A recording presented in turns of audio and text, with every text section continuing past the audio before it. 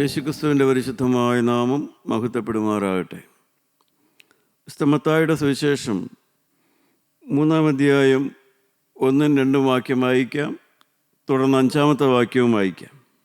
ആ കാലത്ത് യോഹന്നാൻ സ്നാപകൻ വന്ന് യഹൂദിയ മരുഭൂമിയിൽ പ്രസംഗിച്ചു, സ്വർഗരാജ്യം സമീപിച്ചിരിക്കയാൽ മാനസാന്തരപ്പെടുവിൻ എന്ന് പറഞ്ഞു. അന്ന് യെരൂശലേമ്യരും യഹൂദ്യദേശക്കാരൊക്കെയും യോർദാൻ്റെ ഇരുകരയുമുള്ള എല്ലാ നാട്ടുകാരും പുറപ്പെട്ട് അവൻ്റെ അടുക്കൽ ചെന്ന് തങ്ങളുടെ പാപങ്ങളെ ഏറ്റുപറഞ്ഞുകൊണ്ട് യോർദാൻ നദിയിൽ അവനാൽ സ്നാനമേറ്റു. ദൈവത്തിന് സ്തോത്രം. തങ്ങളുടെ ആത്മീയ ഭാവി ഭദ്രമാക്കണം, ഉറപ്പുള്ളതാക്കണം എന്ന് ആഗ്രഹമുള്ളതായ ആളുകൾ ആ കാലത്തുണ്ടായിരുന്നു. കർത്താവായ യേശു എൻ്റെ മുന്നോടിയായി യോഹന്നാൻ സ്നാപകൻ വന്ന് ആ യഹൂദ്യ മലനാട്ടിൽ, യഹൂദ്യ മരുഭൂമിയിൽ പ്രസംഗിക്കുന്ന കാലത്തെ സംഭവമാണ് പറയുന്നത്. യോഹന്നാൻ സ്നാപകൻ എന്താണ് പറഞ്ഞത്? ദൈവരാജ്യം സമീപിച്ചിരിക്കയാൽ നിങ്ങൾ മാനസാന്തരപ്പെടണം.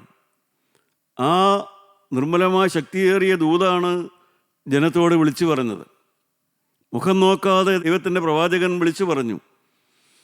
അത് കേട്ടത് പട്ടാളക്കാരുണ്ട്, ഉന്നതന്മാരുണ്ട്, ദേവാലയത്തിൽ പോകുന്നവരുണ്ട്, സാധാരണക്കാരുണ്ട്. പക്ഷേ ഒരു വലിയ കൂട്ടം ജനം തങ്ങളുടെ ആത്മീയ ഭാവി ഉറപ്പാക്കണമെന്നവർ ഹൃദയം കൊണ്ട് ആഗ്രഹിച്ചു. വചനം കേട്ടപ്പോഴാണ് അവർക്ക് ആ സത്യം മനസ്സിലായത്. തങ്ങളുടെ ആത്മീയ ഭാവി തങ്ങൾ തന്നെയാണ് ഉറപ്പാക്കേണ്ടത്.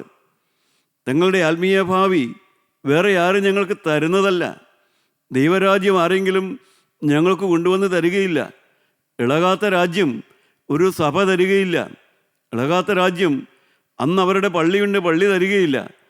ഇളകാത്ത രാജ്യം അഥവാ ദൈവരാജ്യം അഥവാ നിത്യജീവൻ എന്നുള്ളത് ഞാൻ തന്നെ ഉറപ്പാക്കേണ്ട കാര്യമാണെന്ന് ബോധമുള്ളതായ ആ ദേശത്തെ ആളുകൾ ആ വചനം കേട്ട് ആ വചനമനുസരിച്ച് മുന്നോട്ട് പോകാനായിട്ട് അവർ തീരുമാനിച്ചു. ദൈവത്തിന് സ്തോത്രം. പ്രിയപ്പെട്ടവരെ, ദൈവരാജ്യം പ്രാപിക്കണം, ഇളകാത്ത രാജ്യത്ത് എത്തണമെന്നുള്ളത് നിങ്ങളുടെ ഉത്തരവാദിത്തമാണെങ്കിൽ, അതൊരു വ്യക്തിക്ക് എൻ്റെ ഉത്തരവാദിത്തമാണെന്ന് അവന് ബോധ്യം വന്നാൽ അവൻ അതിനുള്ളതായ സകല കൃപയും സകലവും ദൈവം അവന് ചെയ്തു കൊടുത്തിട്ടുണ്ട്. അതവന് തിരിച്ചറിയാൻ സാധിക്കും.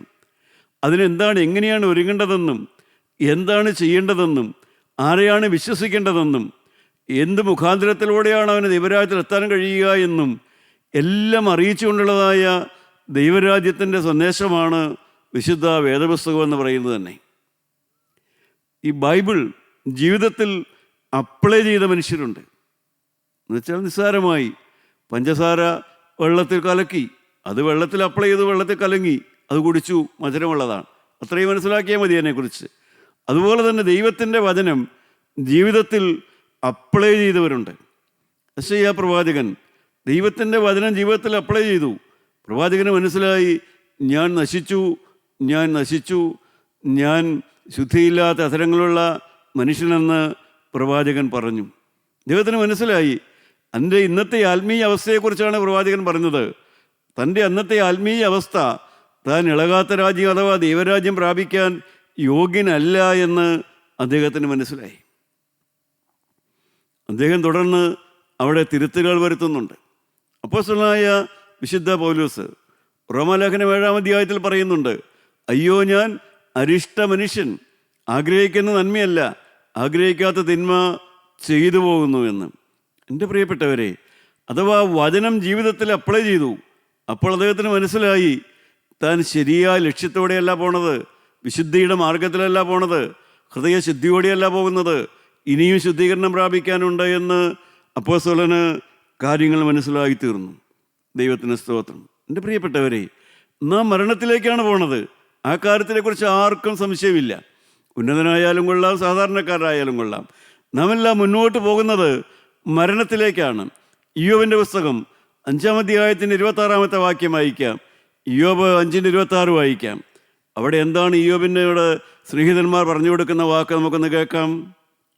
തക്ക സമയത്ത് കറ്റക്കൂമ്പാരം അടക്കി വയ്ക്കുന്നത് പോലെ നീ പൂർണ്ണ വാർദ്ധക്യത്തിൽ കല്ലറയിൽ കിടക്കും. അവിടെ എന്താണ് നാം വായിച്ചത്? You shall come to your grave in ripe age. നീ തക്ക സമയത്ത് നിൻ്റെ കല്ലറയുടെ വാതുക്കൾ നീ എത്തും. In your ripe age you will reach in your old age you will reach in your grave as a sheaf of grain goes to threshing floor. വിളഞ്ഞ ഒരു നെൽക്കതിര് അല്ലെങ്കിൽ കറ്റ, വിളഞ്ഞ കറ്റ അത് മെതിക്കളത്തിലെത്തുന്നത് പോലെ നീ തക്ക സമയത്ത് ശവക്കുഴിയുടെ അരികത്ത് എത്തുമെന്ന്. പ്രിയപ്പെട്ടവരെ, ഇതെല്ലാം സത്യമാണിതെല്ലാം. പക്ഷേ അതൊരു സാധാരണ സത്യമാണ്, അതെല്ലാവർക്കും ബാധകമായൊരു സത്യമാണ്. ആവർത്തന പുസ്തകം 28-ാം അധ്യായത്തിലും ലേവ്യ പുസ്തകം 26-ാം അധ്യായത്തിലും എല്ലാം ഒരു നല്ല കാലം ഉണ്ടാകുമെന്ന് മോശ ഇസ്രായേൽ മക്കളെ ഓർപ്പിക്കുന്നുണ്ട്. ഒരു നല്ല കാലം ഉണ്ടാകുമെന്ന് ഓർപ്പിക്കുന്നുണ്ട്. ദൈവത്തെ അനുസരിച്ച് ജീവിച്ചാൽ ഒരു നല്ല കാലം ഉണ്ടാകുമെന്ന് ആവർത്തന പുസ്തകം 28-ലുണ്ട്, ലേവ്യ പുസ്തകം 26-ാം അധ്യായത്തിലുമുണ്ട്. പക്ഷേ ഒരു കാര്യം നാം എപ്പോഴും ഉറപ്പാക്കണം, ഈ ഭൂമിയിൽ ജീവിച്ച എല്ലാ ക്രിസ്ത്യാനികളും ദൈവരാജ്യത്തിലെത്തുമെന്ന് നാം അങ്ങ് അന്ധമായി ചിന്തിച്ചു പോകരുത്. എല്ലാവർക്കും എത്തുകയും ചെയ്യാം, പക്ഷേ ആരും എത്താതെയും വരാം. കാരണം ദൈവരാജ്യത്തിൻ്റെ നിയമം അത് ദൈവിക നിയമങ്ങളാണ്. അത് മനുഷ്യർക്ക് മാറ്റാവുന്നതല്ല, സഭകൾക്ക് മാറ്റാവുന്നതല്ല, പ്രസ്ഥാനങ്ങൾക്ക് മാറ്റാവുന്നതല്ല, സാഹചര്യങ്ങൾക്ക് മാറ്റാവുന്നതല്ല. പ്രിയപ്പെട്ടവരെ, ആരോഗ്യമായാലും അനാരോഗ്യമായാലും, ധനവാനായാലും ദരിദ്രനായാലും, സ്ഥാനിയായാലും സാധാരണക്കാരനായാലും, അധികാരമുള്ളവനായാലും കൂലിപ്പണിക്കാരനായാലും ദൈവരാജ്യത്തിൻ്റെ നിയമങ്ങൾക്ക് മാറ്റമില്ല എന്നുള്ളത് കൊണ്ടാണ്. ദൈവത്തിന് സ്തോത്രം. അതുകൊണ്ട് മനുഷ്യൻ ദൈവരാജ്യത്തിൽ എത്തണമെന്നുണ്ടെങ്കിൽ എന്ത് ചെയ്യണം? അവൻ ജീവിക്കേണ്ടതായ മാർഗമുണ്ട്, അവൻ ജീവിക്കേണ്ടതായ രീതിയുണ്ട്, അവൻ ജീവിക്കേണ്ടതായ സ്വഭാവങ്ങളുണ്ട്, അവൻ പറയേണ്ടതായ വാക്കുകളുണ്ട്, പറയാൻ മേലാത്ത വാക്കുകളുണ്ട്, അവൻ പെരുമാറേണ്ടതായ രീതിയുണ്ട്, അവൻ്റെ ജീവിതത്തിൽ കാണപ്പെടാൻ മേലാത്ത ചില സത്യങ്ങൾ, ചില യാഥാർത്ഥ്യങ്ങളുണ്ട്. പ്രിയപ്പെട്ടവരെ, അതുകൊണ്ട് ഉപേക്ഷിക്കേണ്ടത് ഉപേക്ഷിക്കാതെ, സ്വീകരിക്കേണ്ടത് സ്വീകരിക്കാതെ ദൈവരാജ്യത്തിൽ എത്തുകയില്ല എന്നുള്ളതാണ് സത്യം. ദൈവത്തിന് സ്തോത്രം. ഈ human heart cannot be inflated by pleasure and richness എന്ന് പറയും. എന്നുവെച്ചാൽ മനുഷ്യ ഹൃദയത്തെ സുഖം കൊണ്ട് അങ്ങ് വീർപ്പിക്കാൻ സാധിക്കില്ല. മനുഷ്യ ഹൃദയത്തെ ധാരാളം സുഖാനുഭവങ്ങൾ കൊണ്ട് മനുഷ്യ ഹൃദയത്തെ വീർപ്പിക്കാൻ സാധിക്കില്ല, സമാധാനമുള്ളതാക്കാൻ പറ്റില്ല. അതുപോലെ അവന് പണം കൊടുത്ത് പണം ധാരാളം പണം അവൻ്റെ പേരിൽ ഇട്ടുകൊണ്ട് മനുഷ്യ ഹൃദയത്തെ സന്തോഷമുള്ളതാക്കാൻ സാധിക്കില്ല. ദൈവത്തിന് സ്തോത്രം. വേദപുസ്തകം നമുക്കറിയാമല്ലോ, ശലോമോൻ എത്ര 1000 സ്ത്രീകളുമായിട്ട്, വെപ്പാട്ടികളും ഭാര്യമാരുമായിട്ട് 1000 സ്ത്രീകളുമായിട്ട് ശലോമോൻ ജീവിച്ചു. പ്ലഷറാണ്. പക്ഷേ human hearts cannot be inflated by pleasure. എത്ര ലൈംഗിക സുഖം കൊണ്ടും മനുഷ്യ ഹൃദയത്തെ സന്തോഷമുള്ളതാക്കാനോ സൗഖ്യമുള്ളതാക്കാനോ യഥാർത്ഥമായ സുഖം അനുഭവിക്കാനോ സാധിക്കില്ല. ദാവീദ് രാജാവിന് ദൈവം അനുഗ്രഹിച്ചു കൊടുത്ത ഭാര്യമാരുണ്ടായിരുന്നു. പക്ഷേ ദാവീദിന് സുഖം പോരാ എന്ന് തോന്നിയിട്ട് വേറൊരുത്തൻ്റെ ഭാര്യയെ കൂടെ ഭാര്യയാക്കിയെടുത്തു. സുഖം കൂടിയില്ല എന്ന് മാത്രമല്ല, ദോഷം വരികയും ചെയ്തു.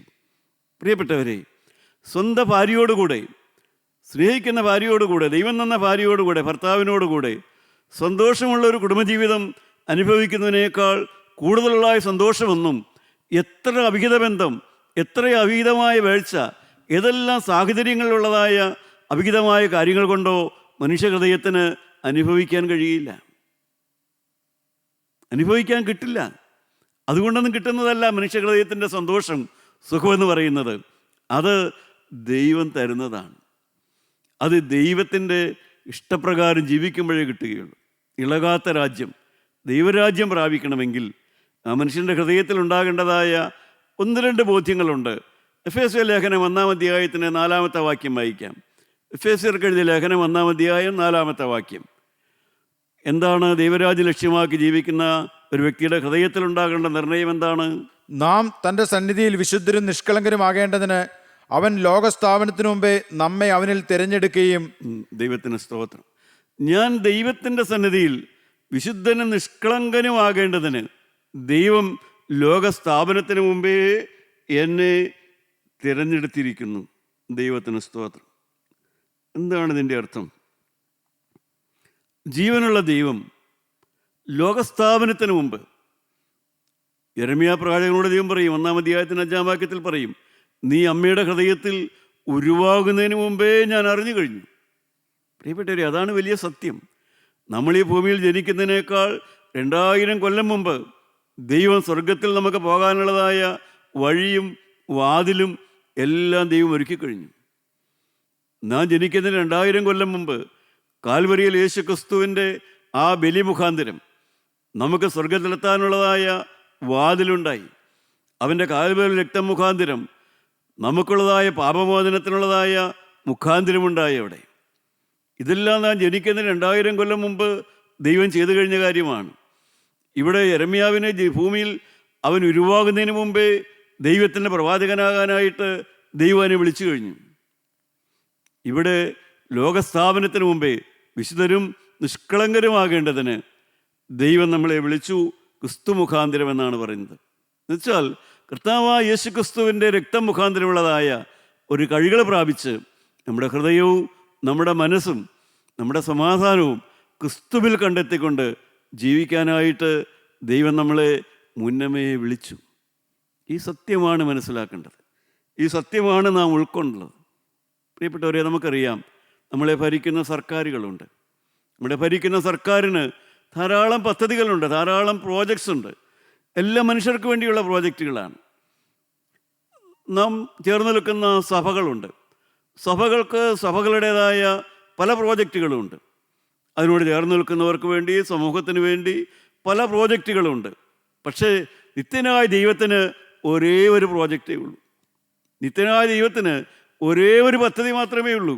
എന്താണ് ആ പദ്ധതി? അതാണ് യോഹന്നാൻ 3:16. എല്ലാവർക്കും അറിയാമല്ലോ, നമുക്കൊന്ന് കേൾക്കാം. അത് യോഹന്നാൻ 3:16. അതാണ് ദൈവത്തിൻ്റെ ഏക പദ്ധതി, അത് മാത്രമേ ഉള്ളൂ. തൻ്റെ ഏകജാതനെ പുത്രനിൽ വിശ്വസിക്കുന്ന ഏവനും നശിച്ചു പോകാതെ നിത്യജീവൻ പ്രാപിക്കേണ്ടതിന് ദൈവം അവന് നൽകുവാൻ തക്കവണ്ണം ലോകത്തെ സ്നേഹിച്ചു. ദൈവത്തിന് സ്തോത്രം. പ്രിയപ്പെട്ടവരെ, തൻ്റെ ഏകജാതനായ പുത്രനിൽ വിശ്വസിക്കുന്ന ഏവനും നശിച്ചു പോകരുത്, നിത്യജീവൻ പ്രാപിക്കണം. അതിനുവേണ്ടി കർത്താവായ യേശു ക്രിസ്തുവിൻ്റെ രക്തം മുഖാന്തരം ഏത് പാപിയെയും, കൊടുംപാപിയെയും, കൊലപാതകനെയും, തന്നിഷ്ടക്കാരനെയും, മദ്യപാനിയെയും, അശുദ്ധനെയും, മ്ലേച്ഛനെയും എല്ലാവരെയും യേശുക്രിസ്തുവിൻ്റെ രക്തം മുഖാന്തരം ദത്തെടുത്ത് അവനെ വില കൊടുത്ത് മേടിച്ച് അവനെ കഴുകി വെടിപ്പാക്കി ദൈവരാജ്യത്തിൽ എത്തിക്കണമെന്നുള്ളതായ ഏക പ്രോജക്റ്റേ ഉള്ളൂ പിതാവായ ദൈവത്തിന്. പിതാവായ ദൈവത്തിന് വേറെ ഒരു പദ്ധതിയില്ല. ഈ ഭൂമിയിൽ ഒരു പദ്ധതിയേ ഉള്ളൂ ദൈവത്തിന്. സഭയുണ്ടാക്കലോ, പള്ളിയുണ്ടാക്കലോ, പള്ളിക്കൂടം ഉണ്ടാക്കലോ, അല്ലെങ്കിൽ ഇതൊന്നും ദൈവത്തിൻ്റെ പദ്ധതികളല്ല. ഇതൊക്കെ ദൈവത്തിൻ്റെ പേരിൽ മനുഷ്യനുണ്ടാക്കുന്ന പദ്ധതികളാണ്. ദൈവത്തിന് ഒരേ ഒരു പദ്ധതിയേ ഉള്ളൂ, യേശുക്രിസ്തുവിൻ്റെ രക്തം മുഖാന്തരം സകല മനുഷ്യരെയും ദൈവരാജ്യത്തിലെത്തിക്കണം. പ്രിയപ്പെട്ടവരെ, നമുക്ക് വിശ്വാസം വരുന്നുണ്ടോ? നമുക്ക് അംഗീകരിക്കാൻ സാധിക്കുന്നുണ്ടോ? അതാണ് നിത്യനായ ദൈവത്തിൻ്റെ പ്ലാനും പദ്ധതിയും. അതാണ് മനുഷ്യൻ അവഗണിച്ച് കളയുന്നത്. ആ വലിയ സത്യമാണ് അവഗണിച്ച് കളയുന്നത്. ദൈവരാജ്യം പ്രാപിക്കണമെന്നുള്ളവൻ ആ സത്യം ഉൾക്കൊള്ളണം. ദൈവം ലോകസ്ഥാപനത്തിന് മുമ്പേ എന്നെ വിശുദ്ധനും നിഷ്കളങ്കനുമാകാൻ ദൈവം എന്നെ കണ്ടെത്തിയെന്ന്. ദൈവത്തിന് സ്തോത്രം. പത്രോസിൻ്റെ 1-ാമത്തെ ലേഖനം 1-ാം അധ്യായം 1-2 വാക്യം നമുക്ക് വായിക്കാം. 1 പത്രോസ് 1-ാം അധ്യായം 1-2 വാക്യം വായിക്കാം. യേശുക്രിസ്തുവിൻ്റെ അപ്പോസ്തലനായ പത്രോസ് പൊന്തോസിലും ഗലാത്യയിലും കപ്പദോക്യയിലും ആസിയയിലും മിഥുനയിലും ചെതറിപ്പാർക്കുന്ന പരദേശികളും പിതാവായ ദൈവത്തിന് മുന്നറിയിനൊത്തവണ്ണം ആത്മാവിൻ്റെ വിശുദ്ധീകരണം പ്രാപിച്ച് അനുസരണം കാണിപ്പാനും യേശുക്രിസ്തുവിൻ്റെ രക്തത്താൽ തളിക്കപ്പെടുവാനുമായി വൃദ്ധന്മാരുമായവർക്ക് എഴുതുന്നത്. ദൈവത്തിന് സ്തോത്രം. ഇവിടെ പത്രോസ് പറയുകയാണ്, ഞാൻ യേശുക്രിസ്തുവിൻ്റെ പത്രോസാണ്. ഞാൻ യേശുക്രിസ്തുവിൻ്റെ പത്രോസാണ്. ഞാൻ വേറെ ഏതെങ്കിലും പത്രോസാണെന്നല്ല, ഞാൻ യേശുവിൻ്റെ പത്രോസാണ്. പ്രിയപ്പെട്ടവരെ, ദൈവത്തിന് സ്തോത്രം. ഞാൻ യേശുവിൻ്റെ പത്രോസാണ്. ഞാനിപ്പോൾ പഴയ പത്രോസല്ല.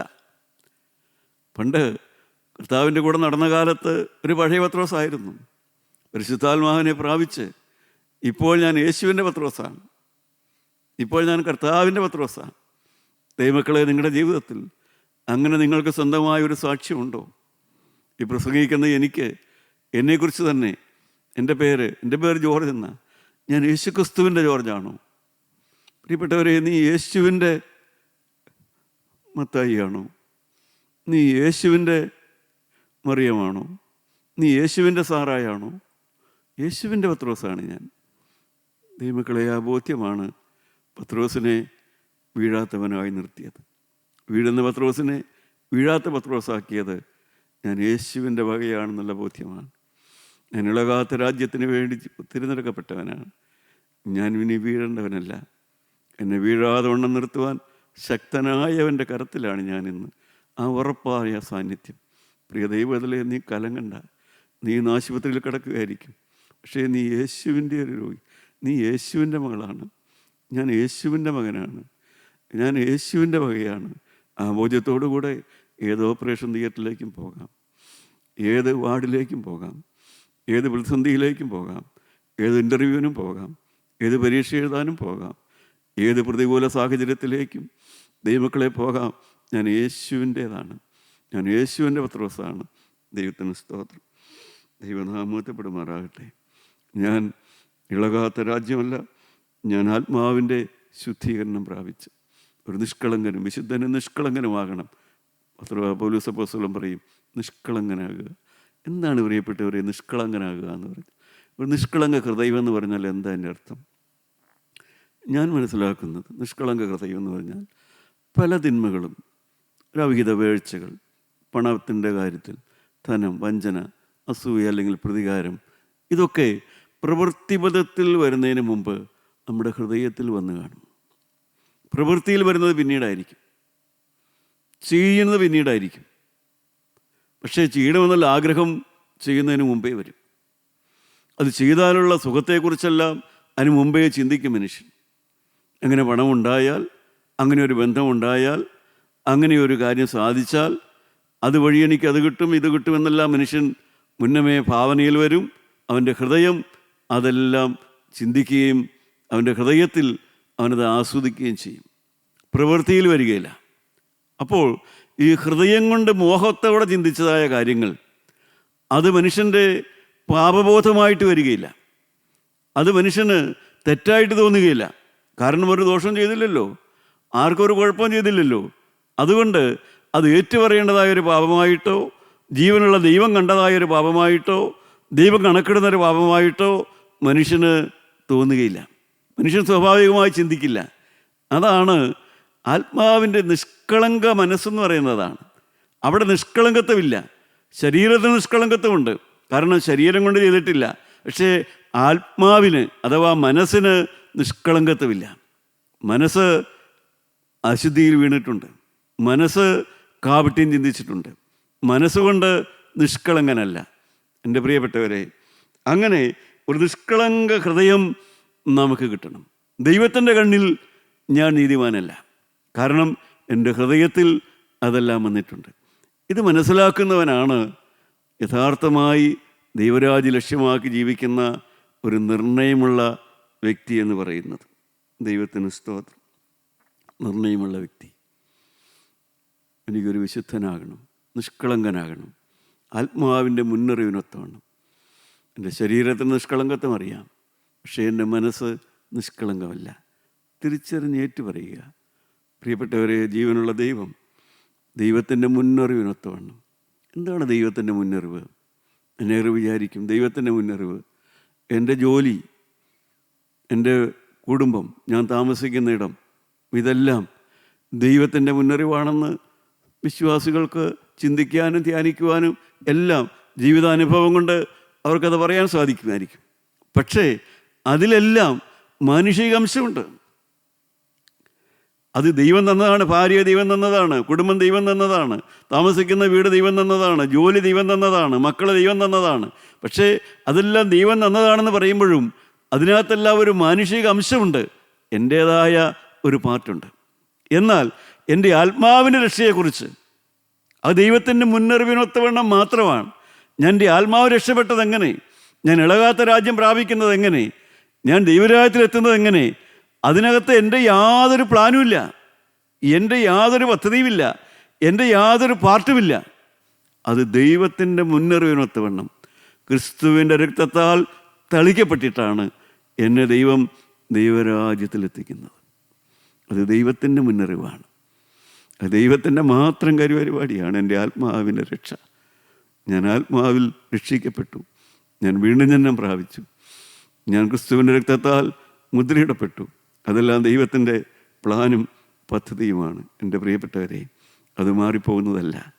ദൈവരാജ്യ ലക്ഷ്യമാക്കി ജീവിക്കുക എന്ന് പറയുന്നത്. ദൈവത്തിന് സ്തോത്രം. വിക്ടർ ഹ്യൂഗോ എന്ന് പറയുന്ന പ്രശസ്തനായ ഒരു സാഹിത്യകാരനുണ്ടല്ലോ, വിക്ടർ ഹ്യൂഗോ. അദ്ദേഹം പറയും, 80 വയസ്സായപ്പോൾ അദ്ദേഹം പറഞ്ഞതായിട്ട് ഞാൻ വായിച്ചിട്ടുണ്ട്. സ്ട്രീംസ് ഇൻ ദ ഡെസർട്ട് എന്ന പുസ്തകത്തിലാണ് ഞാനത് വായിച്ചിട്ടുള്ളത്. അദ്ദേഹം പറയും, എനിക്കൊരു ഭാവി ജീവിതമുണ്ടെന്ന് എൻ്റെ ഹൃദയം എന്നോട് പറഞ്ഞു തുടങ്ങിയെന്ന്. എപ്പോഴാ? 80-ാമത്തെ വയസ്സിൽ. എനിക്കൊരു ഭാവി ജീവിതമുണ്ടെന്ന് എൻ്റെ ഹൃദയം എന്നോട് പറഞ്ഞു തുടങ്ങി. ദൈവത്തിൻ്റെ ഒരു അനുഭവം കൂടെ അദ്ദേഹം പറയും. അനേക പ്രാവശ്യം ചില്ലി വെട്ടപ്പെട്ട ഒരു വൃക്ഷമാണ് ഞാൻ. വൃക്ഷത്തിൻ്റെ ചില്ലി പല പ്രാവശ്യം നാം വിട്ടു. അദ്ദേഹം പറയുകയാണ്, ഞാൻ അനേക പ്രാവശ്യം കൊമ്പുകൾ വെട്ടപ്പെട്ട ഒരു വൃക്ഷമാണ് ഞാൻ. പ്രയാസങ്ങൾ, പ്രതിസന്ധികൾ, ബുദ്ധിമുട്ടുകൾ, അതിനെക്കുറിച്ചെല്ലാമാണ് അദ്ദേഹം പറയുന്നത്. പക്ഷേ വെട്ടിയെങ്കിലും പിന്നീട് നല്ല കൊമ്പുകളാണ്, നല്ല കൂമ്പാണ് എനിക്ക് വന്നതെന്ന് അദ്ദേഹം പറയുകയുണ്ടായി. ദൈവത്തിന് സ്തോത്രം. അത്ര അദ്ദേഹം പറയും, എൻ്റെ ഹൃദയം ആകാശത്തേക്കിങ്ങനെ ഉയർന്നുയർന്നു പോയിക്കൊണ്ടിരിക്കുകയാണ്. എൻ്റെ തലയിലേക്കൊരു സൂര്യപ്രകാശം വന്നുകൊണ്ടിരിക്കുന്നുവെന്ന്. 80-ാമത്തെ വയസ്സിൽ അദ്ദേഹം ദൈവരാജ്യത്തെക്കുറിച്ചുള്ളതായ ആ ചിന്ത കൊണ്ട് നിറഞ്ഞിരിക്കുന്നതാണ് പറയുന്നത്. ഹൃദയം ആകാശത്തിലേക്ക് ഉയർന്നുയർന്നു പോകുന്നു. തലയിലേക്ക് സൂര്യപ്രകാശം വന്നുകൊണ്ടേയിരിക്കുന്നു. എന്നിട്ട് അദ്ദേഹം തന്നെ താൻ ചിന്തിക്കുകയാണ്, ഈ ആത്മാവില്ല എന്നൊക്കെ ധാരാളം പേര് പറയുന്നത് ഞാൻ കേട്ടിട്ടുണ്ട്.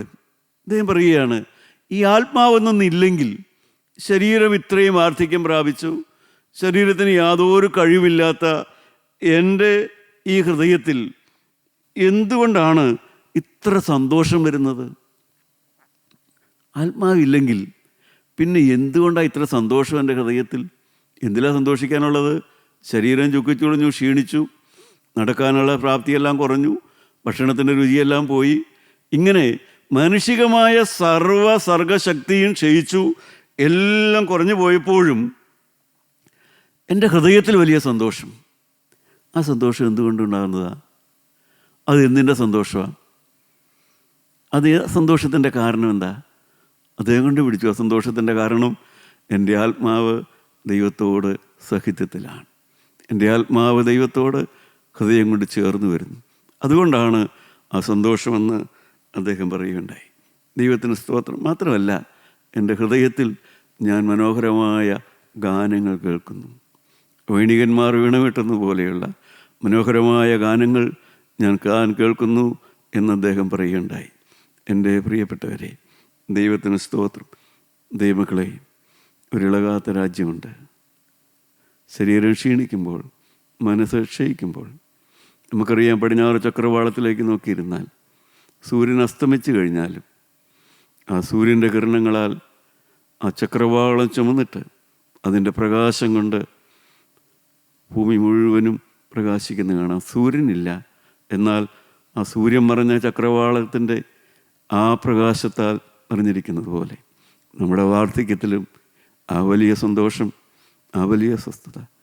വിക്ടർ ഹ്യൂഗോ പറഞ്ഞതുപോലെ ശരീരം ക്ഷീണിച്ചു, മനസ്സ് ക്ഷീണിച്ചു, കൊമ്പുകൾ വെട്ടി, പുതിയ കൊമ്പുകളൊക്കെ വന്നു, എങ്കിലും മനസ്സിൽ വലിയ സന്തോഷം. ആ സന്തോഷം എന്തിൻ്റെതാണ്? ഞാൻ യേശുവിൻ്റെ വകയാണ്. നമ്മുടെ തലകളെ നമുക്ക് വണക്കാം. ഞാൻ യേശുവിൻ്റെ വകയാണ്. അവനെന്നെ വില കൊടുത്ത് മേടിച്ചതാണ്. അവനെനിക്ക് വേണ്ടി രക്തം ചിന്തിയതാണ്. അവനെനിക്ക് വേണ്ടിയാണ് അബ്ബാ പിതാവേ എന്ന് ആ കാൽവരിയിൽ കരഞ്ഞത്. അവൻ്റെ പ്രാണൻ അവൻ വെച്ച് തന്നത് എൻ്റെ സമാധാനത്തിന് വേണ്ടിയാണ്. അവനെന്നെ നിഷ്കളങ്കനാകാൻ വേണ്ടി വിളിച്ചു. ഞാൻ യേശുവിൻ്റെ പത്രോസാണ്. ഞാൻ യേശുവിൻ്റെ വകയാണ്. യേശുവേ, ഞാൻ ഇന്നു മുതൽ ഞാൻ നിൻ്റെ വക. കരുണയുള്ള കർത്താവേ, ഞാൻ ഇന്നു മുതൽ നിൻ്റെ മകനായി ഞാൻ ജീവിക്കും. ഞാൻ ഇന്നു മുതൽ ഒരു വിശുദ്ധ ഹൃദയത്തിന് വേണ്ടി ദാഹിക്കും. ഞാൻ ഇന്നു മുതൽ അറിഞ്ഞുകൊണ്ടൊരു പാപം ചെയ്യുകയില്ല. ഞാൻ ഇന്നു മുതൽ ആത്മാവിൻ്റെ വ്യത്യാസയോടെ, ധൈര്യത്തോടെ, വീറോടെ ജീവനുള്ള ദൈവത്തിന് വേണ്ടി ഒരു ദൈവവേലക്കാരനായി ഞാൻ ജീവിക്കും. എന്നെ സഹായിക്കണമേ, എന്നെ ശക്തീകരിക്കണമേ. യേശു മൂലം പ്രാർത്ഥിക്കുന്നു. കൃപയോടെ കേട്ടുത്തരം തരുമാറാകണമേ. ആമേൻ.